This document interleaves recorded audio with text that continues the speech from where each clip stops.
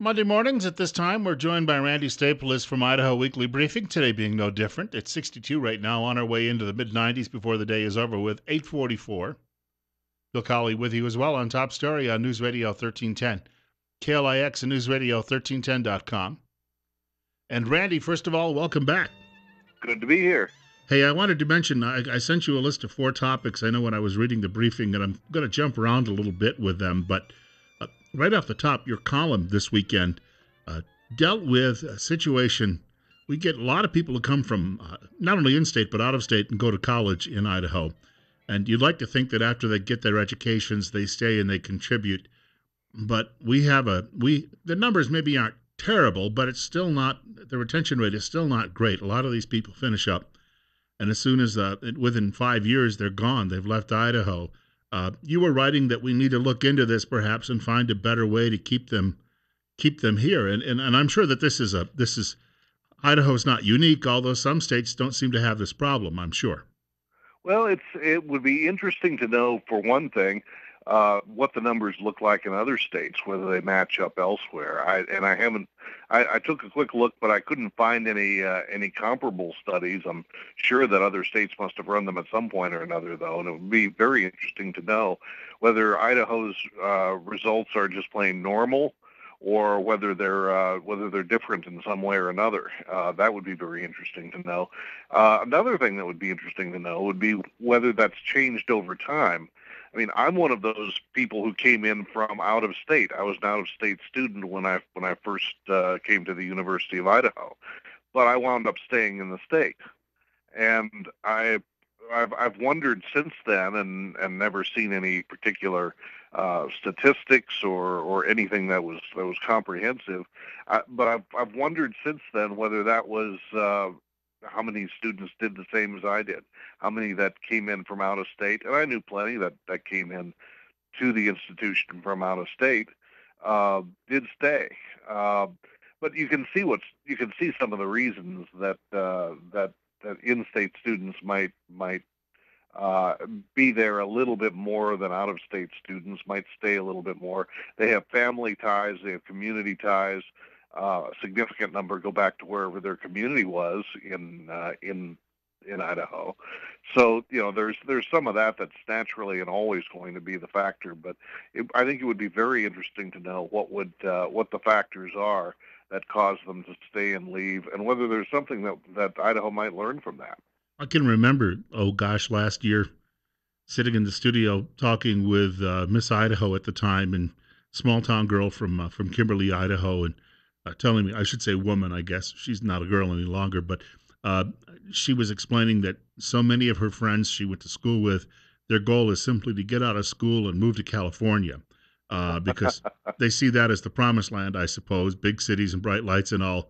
And I know a lot of people have that, but it does say that there's probably not. We might want to try to better sell the attractions or the attractiveness of Idaho in order to keep these people here. Well, or find out what factors there are that are causing them to go. Is it to some extent jobs? Idaho's unemployment rates are not bad, and traditionally aren't bad compared to most of the country. So that wouldn't seem to be the main factor there. But it would be interesting to know what's causing so many not to stay once they come here initially for to go to college. We wanted to mention very quickly too that as while you're here that maybe promoting Idaho, uh, we've got a couple of new ways to do that. One of those is something that you wrote about called virtual tourism. Exactly what is that we're looking at? Well, the State Department of Commerce and the State Tourism Organization is looking at ways to expand the video and even the virtual reality reach of traveling in Idaho, and trying to get people to sort of experience it online. Which we're increasingly able to do that sort of thing. The state is just getting into the technology, and it seems to be one of the first states to get well into it. You can do some of that sort of thing. This weekend, there were a few communities that I was just kind of crossed my mind, and I thought, well, I wonder what it looks like on the ground there. So I just sort of virtually flew in by way of Google and traveled around their streets. And of course, you could do that in Idaho as well. But this is, I gather, intended to go somewhat beyond that, aim at some of Idaho's better tourist sites, some of the pretty sites, and there are a lot of them to choose from. It'll be kind of interesting to see how far they're able to take it, but the technology is certainly expanding rapidly enough that there could be some benefit there. Of course, if you take it too far, then you then you lose some incentive to actually get in your car and travel the distance. It's funny because over the weekend I posted some photographs from craters of the moon on my Facebook page, and I had a friend from out of state saying that he desperately wants to move here, but his family won't come. But every time he sees the photographs that I take and post, that he shows them to the family, hoping that that will sell them on it. He's not quite there yet, I guess, but he's getting closer. Well, you can do more of that kind of thing now, obviously, than was the case, and I see on Facebook from people in Idaho travel around the state, take lots of pictures wherever they go, and a lot of them are. You don't have to be a great photographer to take some really spectacular pictures in a lot of areas around the state. No, ever really, since we went into digital photography, no one has to be a great photographer because you can correct it afterward. Cropping really helps. Uh, another piece you had that really got my attention, and I understand this is becoming a serious problem, not just I think statewide, but really across the country. Got a big fire burning north of Idaho City right now, and they're having difficulty because you've got people who are flying these private drones in the area. And of course, if you tried to put a fire out by air, a drone in your way could be quite tragic. Uh, I'm going to guess that by the time we get to the next legislative session, someone is going to be addressing this. There's the whole area of drones is something that it really needs to be addressed, and it's one of those areas where there ought to be a law. There really kind of needs to be some rules set up for where you can fly them, when you can fly them, what the circumstances are, what you have to do under certain conditions. This would seem like a pretty obvious case. You have people flying around trying to put out fires, and if you have drones flying around there as well, interfering with that, then you've got a real problem. Uh, this shouldn't be that difficult to deal with. There should be some pretty simple and basic rules. We have some guidelines for some of those kinds of things in the aircraft rules that the state and federal government already have. There are lots of rules that pilots have to abide by, for instance, and I would imagine that some of those can be adapted. But I would be surprised. I agree with you. I would be surprised if the next legislature doesn't, to some degree or another, take up the subject of drones. In the case of wildfires, for one thing, because that's specifically come up right now, but also maybe in connection with other things. Drones have some great uses, some that people have already started to take advantage of, and some potential, and I think there's some wonderful possibilities there. But you do need to be careful with them as you do with any new technology. And I would think too the fact that these are so inexpensive now, the number of them I've seen them for just a couple of $100 and you can get good cameras on them and take great videos, and so you've got a lot more of them now in private hands. Oh yeah, a neighbor of mine was flying one some months ago around the neighborhood, and it was fascinating to see what it could do.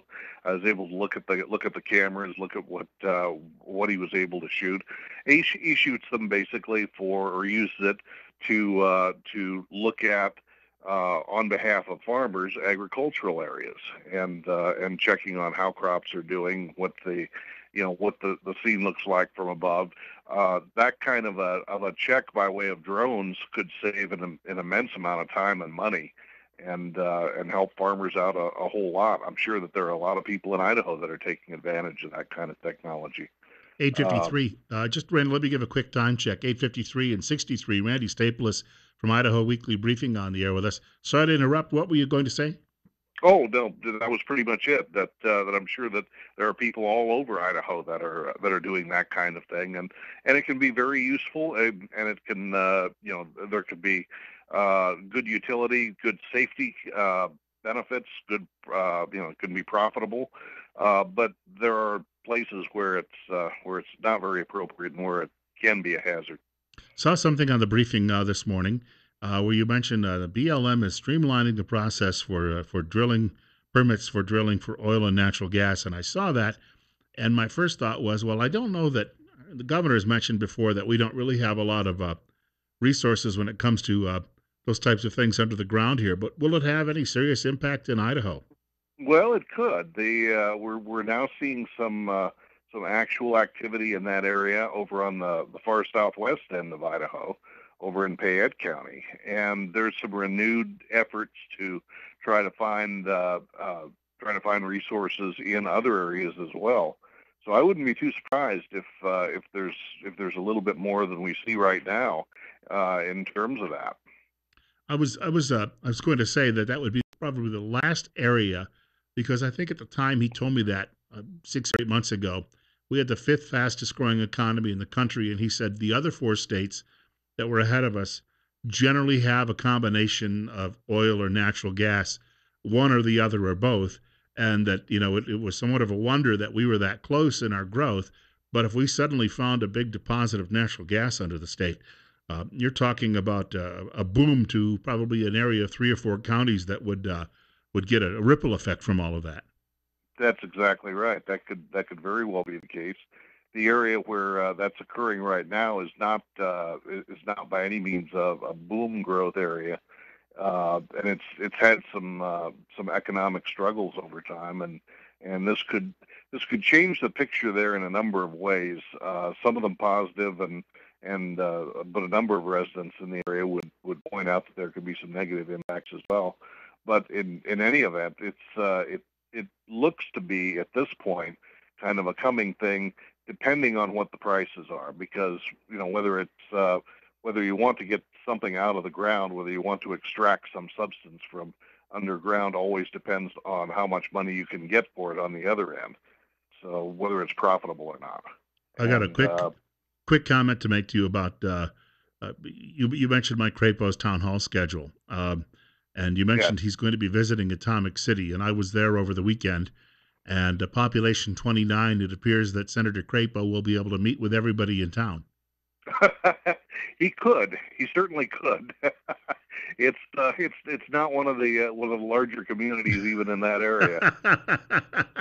I drove through, and all I could think of was the Last Picture Show.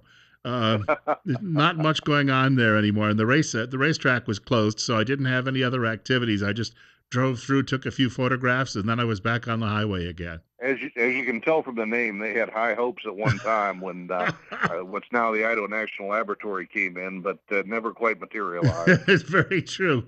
Post-apocalyptic look there, actually, from what I could see. Yes, We got a few seconds left for people who'd like to take a look at the briefing. Where would you send them? I would send them to www.ridenbaugh.com. That's RIDENBAUGH. And again, you issue this usually every Sunday, right? So people, if they're looking for an update, can generally check it out on a Sunday evening and know all they need to know before they get into Monday. Right. I send it out generally late Sunday. It's dated for Monday, so it will be there in the inbox on Monday morning. Enjoy looking at it. I want to thank you, and we'll talk again next Monday. We'll talk to you then. Randy Stapilus joining us from Idaho Weekly Briefing this morning on News Radio 1310 KLIX and newsradio1310.com. Want to thank him again. And, of course, one more hour of top story ahead with Bill Colley. Hey, I've got a great sound clip from the Clinton News Network, known as CNN, from a college professor from Princeton University who says that he thinks Donald Trump is on the right track when it comes to dealing with the Russians. If we get a chance, I'd like to share that in the next hour of the program. Now, I'm not definite on this. We may or may not see Chris Anderson today from Chris, of course, from the Herod Center at the College of Southern Idaho. If he's in the building, I've got a lot of questions for him today, believe me. Some of those things on the way coming up in the next hour.